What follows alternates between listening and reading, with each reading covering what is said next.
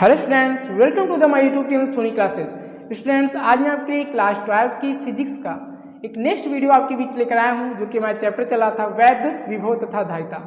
इससे पहले मैंने आपको फर्स्ट चैप्टर कंप्लीट कराया। फर्स्ट चैप्टर में जितने भी कॉन्सेप्ट थे सभी को मैंने बहुत अच्छे से आपको एक्सप्लेन किया, आपने देखा। आज हम सेकेंड चैप्टर कवर कर रहे हैं और सेकेंड चैप्टर में मैंने आपको बहुत सी वीडियो अपलोड कराए, आप लोगों ने देखा। सभी वीडियो में मैंने वैद्युत विभव के कॉन्सेप्ट को क्लियर किया। देखिए, मैंने आपसे बताया था जब इस चैप्टर की स्टार्टिंग मैंने की थी तो पहले लेक्चर में मैंने आपको बताया था कि सबसे पहले हम विभव के कॉन्सेप्ट को क्लियर करेंगे, उसके बाद हम धारिता के कॉन्सेप्ट को क्लियर करेंगे। मतलब विभव के कॉन्सेप्ट को क्लियर करने के बाद ही हम धारिता को पढ़ेंगे, मैंने आपको बताया था। तो विभव के जितने भी कॉन्सेप्ट थे सभी को मैंने आपको कंप्लीट करा दिए। आज से हम धारिता के कॉन्सेप्ट को पढ़ेंगे, ठीक है ना। तो आज की वीडियो में हम धारिता के बारे में जानेंगे कि आखिर धारिता है क्या, और धारिता की परिभाषा को अच्छे से हम एक्सप्लेन करेंगे, ठीक है ना। तो चलिए स्टार्ट करते हैं कि धारिता क्या है। धारिता का मतलब क्या होता है, इसकी मीनिंग पर बात करें और इसकी डिफिनेशन पर बात करें। धारिता इंग्लिश में बोलेंगे कैपेसिटेंस।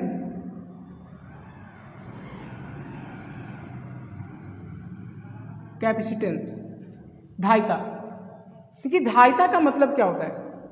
धारिता का मतलब नाम से ही पता चलता है कि धारण करने की क्षमता, मतलब किसी पदार्थ की धारण करने की जो क्षमता होती है उसी को क्या बोलते हैं, हम धारिता कहते हैं। जैसे एग्जाम्पल के तौर पर आप लें तो मेरे पास ही कोई कंटेनर है, उस कंटेनर में मतलब वो कंटेनर है 5 लीटर का है। मेरे पास कोई एक पदार्थ मतलब पात्र है, उस पात्र में मैंने 5 लीटर पदार्थ भरा, जैसे कोई लिक्विड भरा मैंने, तो उसमें कितना आ सकता है, 5 लीटर का कंटेनर है तो 5 लीटर तो आ सकता है।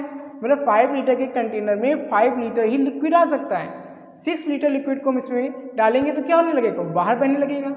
मतलब जैसे हम आपसे कहें कि कोई पात्र हो, उस पात्र में हम 5 लीटर का पात्र हो तो 5 ही लीटर उसमें सामान आ सकता है, उसमें 6 लीटर नहीं आ सकता। मतलब उसकी जो धारण करने की क्षमता है वो 5 लीटर ही है, उसमें 6 लीटर हम नहीं रख सकते। तो वही है धारिता। धारिता का मतलब होता है किसी पदार्थ को धारण करने की जो क्षमता होती है उसी को हम क्या बोलते हैं, धारिता कहते हैं। तो धारिता का मतलब समझ में आया, किसी पदार्थ की धारण करने की क्षमता को हम क्या बोलते हैं, धारिता कहते हैं। मतलब जैसे अभी एग्जाम्पल लिए ना, कंटेनर मेरे पास 5 लीटर का था तो 5 लीटर ही लिक्विड आ सकता है, उसमें 6 लीटर नहीं आ सकता। तो इसकी क्षमता है 5 लीटर, तो उसमें 6 लीटर कैसे हम डाल सकते हैं, तो उसकी क्षमता है, उसकी धारण करने की क्षमता है, और उसी को हम क्या बोलते हैं, धारिता कहते हैं। तो धारिता का मतलब क्या हुआ, किसी पदार्थ की धारण करने की क्षमता को हम क्या बोलते हैं, धारिता कहते हैं। ये तो इसकी मीनिंग हुआ, मतलब इसकी मीनिंग है। और इसकी डिफिनेशन पर हम बात करें तो ध्यान से समझिएगा, यहाँ पे डिफिनेशन क्या होगी।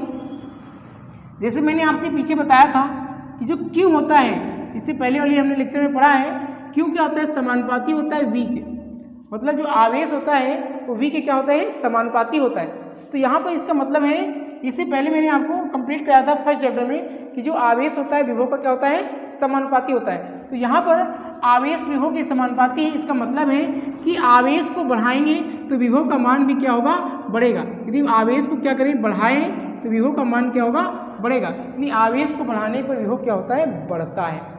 तो इसका मतलब है कि यदि हम, ध्यान समझिएगा कि बात को आप बहुत महसूस करते हुए समझना, यदि हम इस समानुपाती चिन्ह को हटाएं तो यहाँ पर क्या होगा, बराबर का चिन्ह लगेगा और उसके साथ एक कांस्टेंट का गुणा होगा c, तो ये हमारा हो जाएगा v।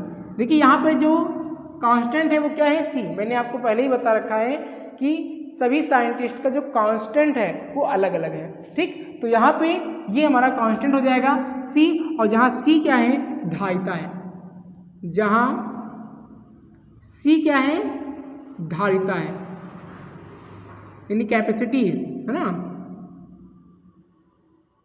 कैपेसिटी। तो c क्या है, धारिता है। धारिता का मतलब है धारण करने की क्षमता। तो यहाँ पे हम इसको c के फॉर्म में लिखें, क्योंकि इनको धारिता की परिभाषा लिखनी है, तो c के फॉर्म में लिखिए तो ये हमारा गुणे में नीचे आएगा, बटे में हो जाएगा, यानी Q/V। तो इस प्रकार से ये धारिता का क्या हो जाएगा, सूत्र हो जाएगा C = Q/V। ये आपको याद रखना है। यहाँ C क्या है, धारिता है, और Q क्या है, आवेश, V क्या है, विभव, ठीक।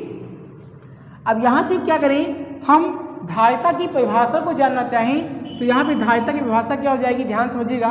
यदि हम V को क्या मान लें, इसे हमने आपको पहले चैप्टर में बताया था, ये हम किसी भौतिक राशि की परिभाषा को निकालते हैं तो उसके हर को क्या मान लेते हैं, इकाई मान लेते हैं। तो यहाँ पर हम क्या करें, इस v को क्या मान लें, 1 मान लें। तो ध्यान समझना, इस v को हम क्या मान लें, 1 मान लें, यानी 1 वोल्ट मान लें।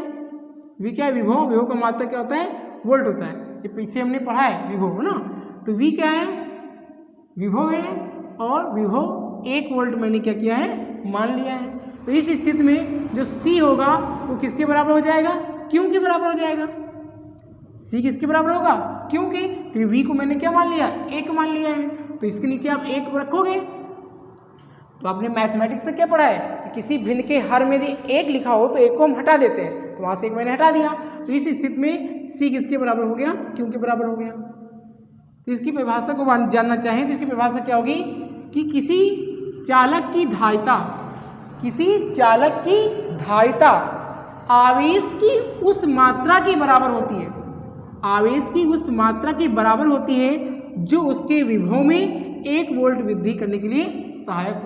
मतलब यदि हम कोई, जैसे मैंने यहाँ पे देखो, यहाँ पे एग्जाम्पल हम लेकर आपको समझा देते हैं, इससे आप समझ जाओ। सपोज मेरे पास कोई पदार्थ है, ये मेरे पास क्या है, कोई एक पदार्थ है, और इस पदार्थ में मैंने मान लो 20 वोल्ट का विभव दिया है। अब इसको हमें इकाई वृद्धि करनी हो, यानी इकाई का मतलब 20 से 21 बनाना हो, तो 20 वोल्ट से 21 वोल्ट बनाने के लिए हमको जितने आवेश की आवश्यकता होगी, मतलब 20 वोल्ट से 21 वोल्ट बनाने के लिए हमें जितने आवेश की आवश्यकता होगी वही क्या होगी, उसकी धारिता होगी। मतलब किसी पदार्थ की धारिता आवेश की उस मात्रा के बराबर होती है जो उसके विभव में 1 वोल्ट वृद्धि करने के लिए क्या हो, आवश्यक हो। मतलब यहाँ पे देखो हमने 1 वोल्ट की वृद्धि की, 20 से 21 किया, मतलब आपको 1 वोल्ट की ही वृद्धि करनी है। अब 22 से 23 कर ले, 80 से 81 कर ले, 91 से 92 कर ले, है ना। मतलब उसके विभव में 1 वोल्ट की वृद्धि की जाए तो हमें जितने आवेश की आवश्यकता पड़ेगी वही हमें क्या होगी, धारिता कहलाएगी। क्या कहलाएगी, धारिता। मतलब वही आवेश की मात्रा क्या कहलाएगी, धारिता। तो इसका मतलब हुआ कि किसी पदार्थ की धारिता आवेश की उस मात्रा के बराबर होती है जो उसके विभव में 1 वोल्ट की वृद्धि करने के लिए क्या हो, आवश्यक हो। ठीक, तो ये हो गया आपका धारिता का परिभाषा। ठीक, अब धारिता का मात्रक होता है फैराडे। धारिता का मात्रक की बात करें तो धारिता के मात्रक की परिभाषा तो मैंने जान ली। अब धारिता का मात्रक, धारिता का मात्रक क्या होता है, धारिता का मात्रक होता है फैराडे। क्या होता है, फैराडे। ये फैराडे नामक वैज्ञानिक ने हमें बताया था धारिता के बारे में, इसलिए उन्हीं के नाम से इनका मात्रक है फैराडे। धारिता का मात्रक ये आप ध्यान रखना, ऑब्जेक्टिव क्वेश्चन में पूछा जाता है कि धारिता का मात्रक क्या होता है, तो यहाँ पे ध्यान रखना धारिता का मात्रक क्या होता है, फैराडे होता है। ठीक है ना।